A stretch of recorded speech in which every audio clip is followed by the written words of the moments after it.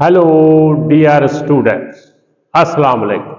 कैसे हैं आप लोग और कैसी चल रही है आपकी स्टडी?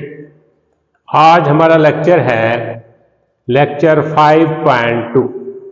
यू नो के चैप्टर 5 हम स्टडी कर रहे हैं एंगुलर मोशन। पहले मैंने बताया था कि चैप्टर 3 में हमने लीनियर मोशन को डिस्कस किया था। चैप्टर 5 में हम एंगुलर मोशन को या रोटेशनल मोशन को या सर्कुलर मोशन को हम डिस्कस कर रहे हैं। आज हमारा टॉपिक है सेंट्रीपिटल एक्सेलरेशन। इससे पहले हमने पढ़ा है एंगुलर एक्सेलरेशन। चैप्टर 3 में हमने पढ़ा था लीनियर एक्सेलरेशन। उसके बाद यहाँ एंगुलर एक्सेलरेशन अल्फा हमने डिस्कस किया है। सेंट्रीपिटल एक्सेलरेशन भी लीनियर एक्सेलरेशन है, टेंजेंशियल एक्सेलरेशन। जब एक बॉडी सर्कल में मूव करता है उसकी motion at a point linear या टेंजेंशियल होती है। When a body moves along a circle it has acceleration due to change in direction. आपको पता है कि वेलोसिटी में तब्दीली को एक्सेलरेशन कहते हैं। वेलोसिटी में दो चीजें होती हैं, एक स्पीड और एक डायरेक्शन। एक बॉडी जब सर्कल में मूव कर रहा है तो अब देखें हर पॉइंट पे उसकी डायरेक्शन चेंज हो रही है, पॉइंट टू पॉइंट उसकी डायरेक्शन चेंज हो रही है। तो such type of acceleration is called tangential acceleration और लीनियर एक्सेलरेशन। सर्कुलर मोशन में इसका नाम है सेंट्रीपिटल एक्सेलरेशन। इसकी मैग्नीट्यूड है a equal to v square over r. What is a? यही सेंट्रीपिटल एक्सेलरेशन। v जो है ये स्पीड ऑफ बॉडी है एट अ पॉइंट। r जो है सर्कल में सर्कल का रेडियस है, जहां बॉडी है और जहां एक्सेस ऑफ रोटेशन है सेंटर वहां से, या पॉइंट ऑफ रोटेशन वहां से फासला। आपको पता है कि v जो है वो r ओमेगा है। ये देखें हमने पढ़ा है v equal to r omega. ये लीनियर स्पीड, ये रेडियस, ये एंगुलर स्पीड। v स्क्वायर की जगह हम अगर r ओमेगा लिखें तो हमारे पास इक्वेशन आ जाती है a equal to r omega square. ये दोनों इक्वेशन सेंट्रीपिटल एक्सेलरेशन की हैं in terms of linear speed, in term of angular speed. When a body is moving along a circle, it has angular velocity as well as linear velocity. दोनों चीजें मौजूद हैं। इसीलिए linear velocity के हवाले से एक्सेलरेशन ये है और एंगुलर स्पीड के हवाले से एक्सेलरेशन ये। इस एक्सेलरेशन की direction toward centre of circle. The acceleration directed toward the centre of circle. Very simple. Centripetal acceleration क्या होता है, इसकी इक्वेशन क्या होती है, इसकी मैग्नीट्यूड क्या है और इसकी डायरेक्शन किस तरफ। Centripetal force, you know F is equal to ma। ये इक्वेशन बड़ी मशहूर इक्वेशन है सेकंड लॉ ऑफ मोशन। क्या मतलब है इस इक्वेशन का? Where there is acceleration there is force. जहां भी एक्सेलरेशन होगा वहां फोर्स जरूर होगी। एक्सेलरेशन तो पढ़ा, सेंट्रीपिटल एक्सेलरेशन। इस एक्सेलरेशन की रेस्पॉन्सिबल फोर्स क्या है? That is called centripetal force. A force that keeps the body along a circle. Circle में मुसलसल डायरेक्शन चेंज करने के लिए एक फोर्स चाहिए। वो फोर्स जो सेंट्रीपिटल एक्सेलरेशन पैदा कर रही है वही centripetal force. A force that keeps the body along a circle. यूं भी कह सकते हैं a force which is responsible for centripetal acceleration, ये भी कह सकते हैं, is called centripetal force. Equation क्या है? F is equal to ma. Put the value of a की ये वैल्यू पुट करें ये इक्वेशन आ जाएगी, a की ये वैल्यू पुट करें ये इक्वेशन आ जाएगी। कितना आसान लेक्चर है आज का। F is equal to ma, mv square over r, या F is equal to r omega square. F is equal to r omega square. F is equal to mv square over r. क्या पढ़ा हमने? Centripetal acceleration and centripetal force. Moment of inertia. Moment of inertia. ये moment का लफ्ज आमतौर पे circular motion के लिए इस्तेमाल होता है। एक बॉडी को जब रोटेट करना चाहेंगे उसका भी इनर्शिया होगा, वो भी अपोज करेगा अपनी मोशन को। Inertia offered by the rotating body is called moment of inertia, या inertia of circulating body is called moment of inertia. जैसे आपको याद है टार्क हमने पढ़ा था, तो हमने कहा था मोमेंट ऑफ फोर्स। अब ये इनर्शिया यानी वहां भी टार्क भी रोटेटिंग है, टर्निंग इफेक्ट ऑफ फोर्स। ये भी रोटेट करते हुए बॉडी का जो जमूद है, जो इनर्शिया है, जो उसकी अपोजिंग प्रॉपर्टी है, that is called moment of inertia. When we want to circulate a body, that body offers some resistance. वो किस पे डिपेंड करती है? एक उसका मास, दूसरा वो कितना दूर है जहां से उसे घुमा रहे हैं। Inertia offered by a rotating body is called moment of inertia or rotational inertia. Its value is given as I is equal to mr square. Linear motion में जो इनर्शिया का मेजरमेंट है वो सिर्फ मैस है। एंगुलर मोशन में जो moment of inertia की मेजरमेंट है उसमें मैस के अलावा रेडियस भी है, पोजीशन भी है। कहां से? एक जगह जहां हम फोर्स लगा रहे हैं, एक जगह जो फासला है जहां से बॉडी रोटेट कर रहा है। मिसाल के तौर पे ये एक, यहां आप फोर्स लगा रहे हैं, रोटेट ये यहां से कर रहा है, तो ये जो फासला है जैसे टार्क में हमने पढ़ा था, ये है पॉइंट ऑफ रोटेशन, ये है point of force. Point of force और ये है पॉइंट ऑफ रोटेशन। फर्ज करें जैसे उस वक्त मिसाल दी थी हमने कि ये कोई रेंच है, ये आप इसको घुमाना चाहते हैं, अब यहां फोर्स लगाते हैं, ये नट कहां से घूम रहा है? यहां से।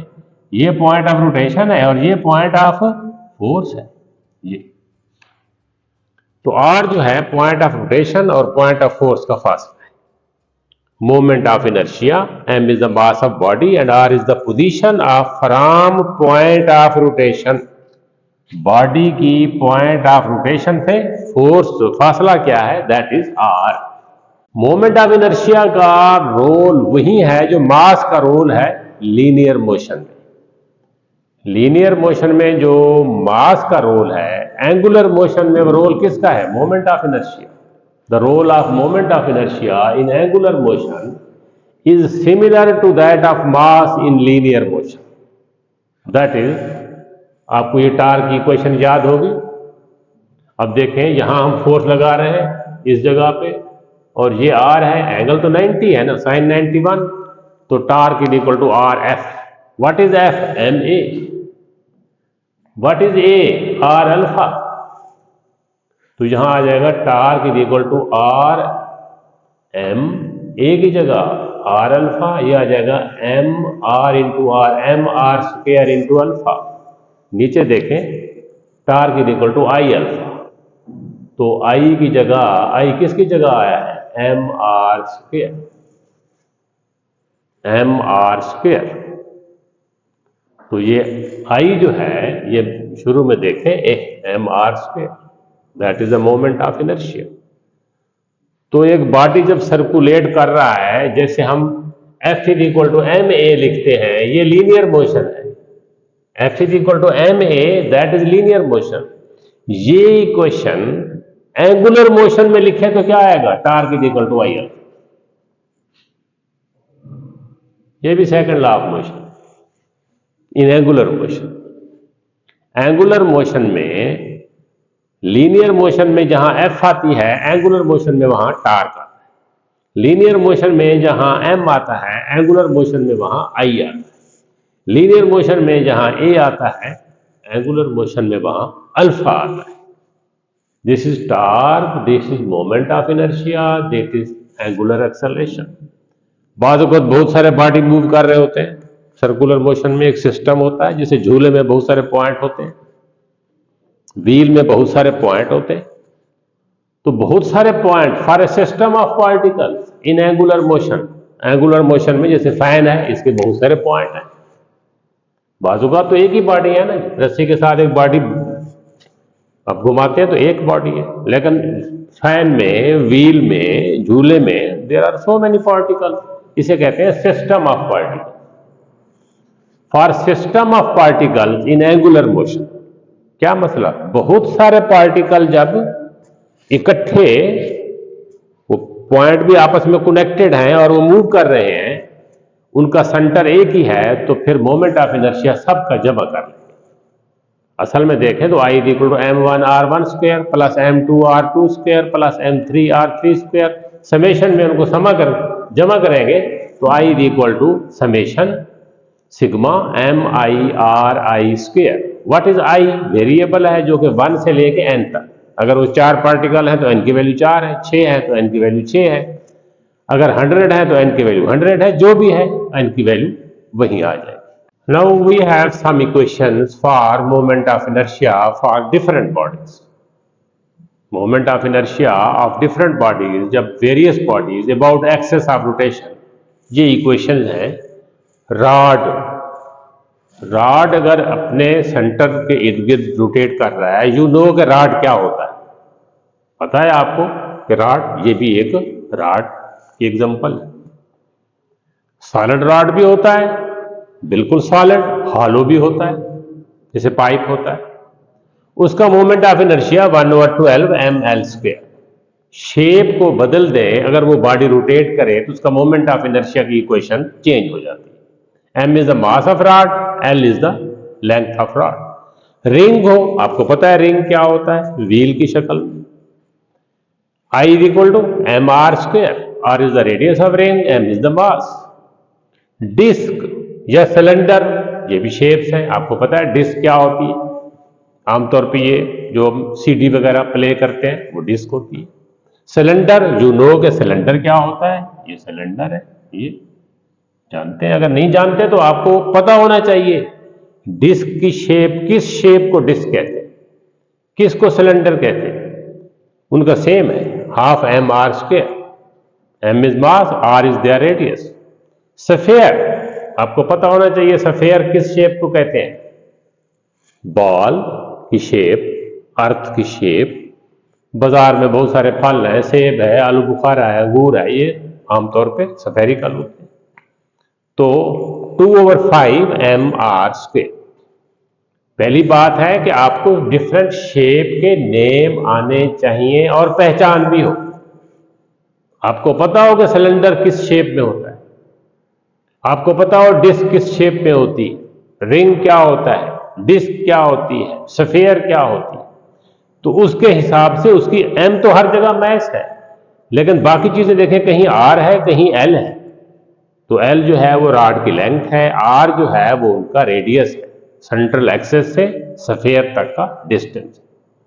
तो आज हमारे पास जो टॉपिक थे लेक्चर 5.2 में, centripetal acceleration, centripetal force, moment of inertia end moment of inertia for different shapes.